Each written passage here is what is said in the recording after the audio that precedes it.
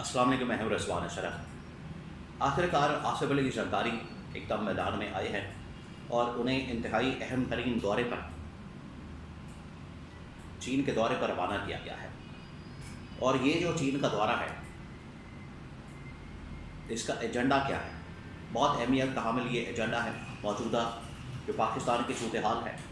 جس میں آصف علی زرداری کو اس وقت خطرات لاحق ہیں کہ ان کی جو پریزیڈنٹ شپ ہے، صدارت ہے، خطرے میں پڑ چکی ہے۔ دوسرا یہ کہ انٹرنیشنل لیول کے اوپر، ریجنل سطح کے اوپر، انٹرنیشنل لیول کے اوپر جو حالات بن چکے ہیں، اس میں اب چین کا کردار، پاکستان کا کردار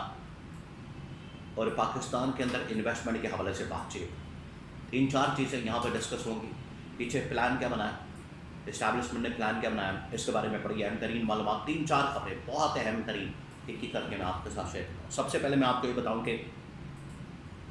آصف علی زرداری جو کہ اب سسٹم سے تقریباً مائنس ہو چکے ہیں، کوئی ان کی اب وقت نہیں، اوقات نہیں، کوئی ویلیو نہیں سسٹم کے اندر، تو انہوں نے شکوہ کیا اسٹیبلشمنٹ کو، تو اسٹیبلشمنٹ نے پھر میٹنگ کال کی، اجلاس کیا، اور اجلاس کے اندر پھر یہ فیصلہ کیا گیا کہ ٹھیک ہے، ایک مشن کے ساتھ آصف علی زرداری کو چائنا بھیجتے ہیں، چین بھیجتے ہیں، کیونکہ ان کا بڑا دعویٰ ہے کہ چین کے ساتھ ان کی بڑی دوستی ہے، چین کے ساتھ ان کی بڑی سلام دعا ہے۔ تو یہ ٹاسک دے کے، ذمہ داری دے کے، ان کو یہ کام دے کے بھیجتے ہیں، دیکھتے ہیں کہ یہ پورا کرتے ہیں یا نہیں۔ تو صدر زرداری کو چین بھیجا گیا۔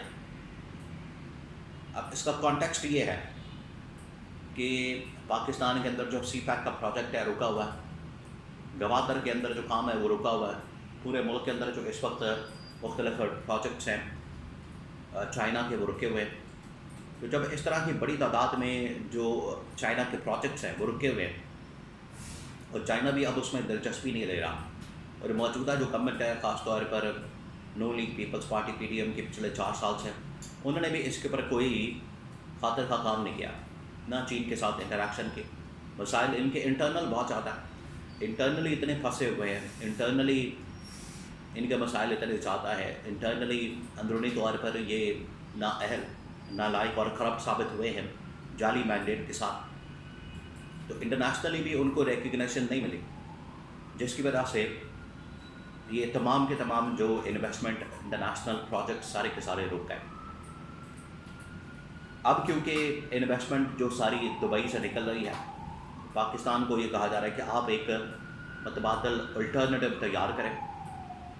کہ اگر کراچی کے اندر، گوادر کے اندر ایکٹیو کیا جائے تو یہاں پر انویسٹمنٹ آ سکتی ہے۔ اب چائنا اس میں سب سے بڑا انویسٹر ثابت ہو سکتا ہے۔ اگر چائنا کی انویسٹمنٹ آتی ہے تو ایک ٹرننگ پوائنٹ ہو سکتا ہے پاکستان کے لیے، لیکن اب لائے کون، کنونس کون کرے؟ اس کی وجہ یہ ہے کہ اسٹیبلشمنٹ کنونس کرنے جاتی ہے تو وہ سیکیورٹی کے نام کے اوپر اعتراضات لگاتے ہیں، نون لیگ جاتی ہے، نون لیگ کے اوپر کمیشن، کک بیکس، اس طرح کی چیزوں کے الزامات لگتے ہیں، اعتراضات لگتے ہیں۔ تو پیپلز پارٹی بچی، پیپلز پارٹی کو یہ ٹاسک دیا گیا، وہ بڑا شور مچا رہے تھے کہ ہمیں آپ کوئی کام نہیں دے رہے، انٹرنیشنلی آپ سارے معاملات دیکھ رہے ہیں، ہمیں بالکل آپ نے آئسولیٹ کر دیا، سسٹم سے نکال دیا، مائنس کر دیا، نہ گورنمنٹ کے اندر نہ کسی اور جگہ پر، تو ہمیں اکوموڈیٹ کریں۔ تو پھر اسٹیبلشمنٹ نے کہا کہ ٹھیک ہے، آپ کو اکوموڈیٹ کرتے ہیں اور آپ کو جگہ دیتے ہیں، تو آپ یہ دورہ کر کے آئیں۔ اب یہ ذمہ داری دی گئی ہے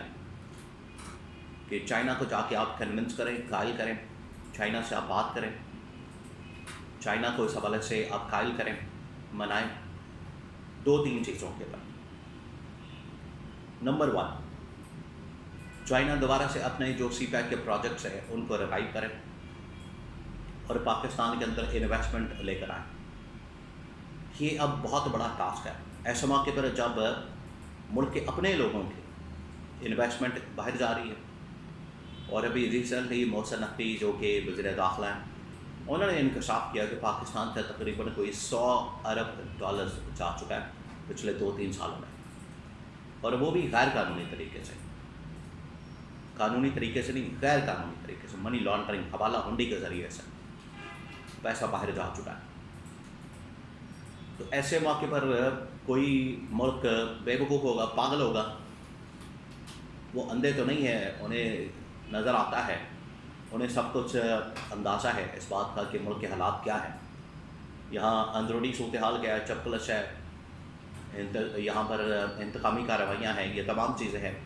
تو چائنا کو اس معاملے کے اوپر کنونس کرنا کہ آپ پاکستان کے اندر انویسٹمنٹ کرنے بڑا مشکل ہے۔ نمبر 2، ان کو یہ کہا جا رہا ہے کہ آپ انٹرنیشنلی یہ جو حالات بن گئے ہیں ایران کے ساتھ بھی، امریکہ کے ساتھ، عرب ممالک کے ساتھ، اس میں پاکستان کے ساتھ آپ کھڑے ہوں اسٹیبلٹی لانے کے لیے، اکنامک اسٹیبلٹی، پولیٹیکل اسٹیبلٹی اور انٹرنیشنل لیول کے اوپر پاکستان کا امیج اور زیادہ بہتر کرنے کے لیے۔ یہ بھی چائنا سے اب تعاون مانگا گیا اور آصف علی زرداری کو بھیجا گیا کہ آپ اس سے معاملات کو دیکھیں۔ اب آصف علی زرداری کی پوزیشن کیا ہے اس پر آ جائیں۔ پوزیشن ان کی پاکستان کے اندر بھی اس وقت ڈاماڈول ہے، انٹرنیشنل لیول کے اوپر بھی ڈاماڈول ہے۔ پاکستان کے اندر آپ کو پتہ ہے 28ویں ترمیم فیلڈ مارشل عہدہ صدارت کے لیے آنا چاہتے ہیں، تو اور اتحادی گورنمنٹ کے ساتھ جو ان کے معاملات ہیں بگڑے ہوئے، تو کوئی ایسا رستہ نظر نہیں آ رہا کہ پاکستان میں یہ اپنا سروائیول کسی طرح سے کر سکے۔ یہ اب صدر زرداری اور پیپلز پارٹی کا حال ہے۔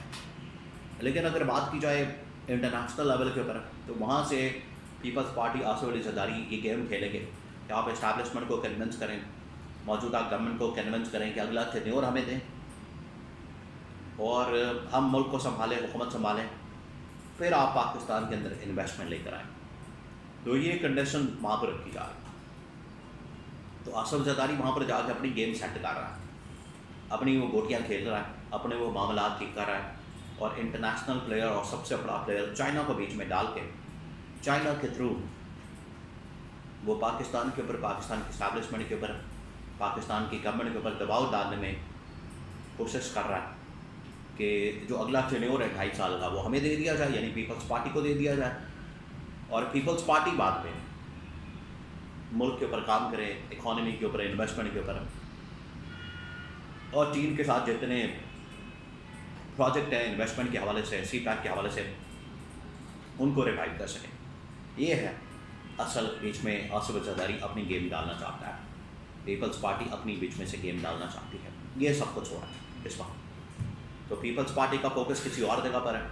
موجودہ گورنمنٹ کا فوکس کسی اور جگہ پر ہے، اسٹیبلشمنٹ کا فوکس کسی اور جگہ پر ہے۔ تو یہ صورتحال ہے۔ ایسے میں ہر فریق کا، ہر جماعت کا، ہر شخص کا اپنا اپنا مفاد، انٹرسٹ ہے، لیکن پاکستان کا مفاد، پاکستان کے لوگوں کا مفاد، پاکستان کی یہاں پر جو عوام ہے ان کا مفاد کچھ اور ہے۔ اس کو دیکھنے کی ضرورت ہے، نہ کہ اپنے مفادات، چھوٹے چھوٹے مفادات کو لے کر، سیاسی مفادات کو لے کر آپ ملک کو پھر آگے نہیں بڑھا سکتے ہیں۔ ملک کی جو حالت ہے وہ اسی وجہ سے کہ اپنے مفادات سے آگے نہیں دیکھتے۔